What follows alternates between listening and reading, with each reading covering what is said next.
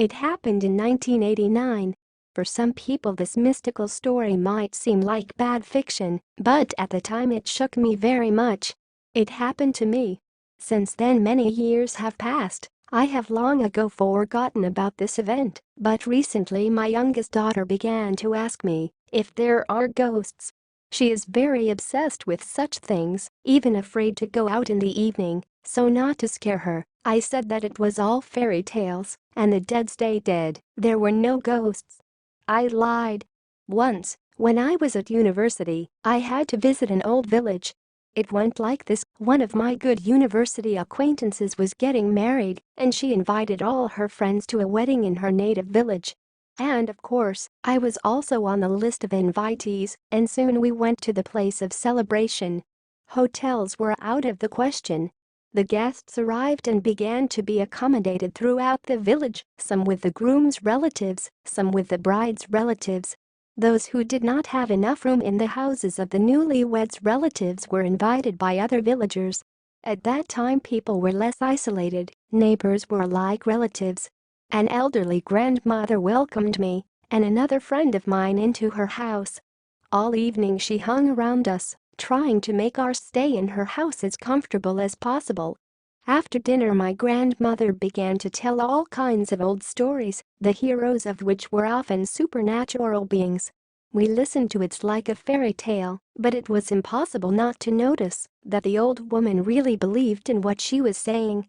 As we were about to lie down in her guest room, Grandma came up to us and told us that sometimes a man would come to her and lie in this room so that we would not be frightened if he came. It was a little strange, but at least it wasn't scary. We got ready for bed and took our sleeping places. I woke up in the middle of the night.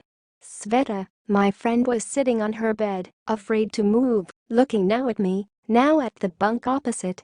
I looked around. On the bunk lay an elderly man, all in white. He seemed to be asleep. I turned to Svetlana in a whisper, told her that this must be the man the landlady had spoken of in the evening. He was not to be feared. Without stopping to look at the intruder, Sveta whispered, "I locked the door from the inside when we went to bed." That's when I felt the fear. We sat like that, looking at each other, afraid to move. I came to my senses first. "Sveta, maybe you just forgot and didn't really close the door. It's okay, let's go to sleep, don't worry." And really, my grandmother warned us that he was coming. Somehow I managed to convince her to calm down and try to go to sleep, because in the morning we had a lot of wedding entertainment to deal with. When we woke up, it was already light outside. The bunk opposite was empty, and no man seemed to be there. I breathed a sigh of relief and went to the door. What I saw in the next second caused a slight stupefaction. The door was still locked from the inside. It was unreal, because if I was right and Sveta really made a mistake, did not close the door for the night, and it was closed by an uninvited guest, then how could he get out, leaving the lock locked from the inside? Carefully, so my friend wouldn't see, I opened the door and went outside. Sveta followed me. My grandmother had been awake for a while and was rummaging around, trying to make us breakfast. When we finished our breakfast, the hostess made us some herbal tea and we started talking. As a matter of fact, she asked, "Why, girls, did that man come again?" We looked at each other. Grandma sighed. "You see, he died a few years ago, but he still can't leave his home.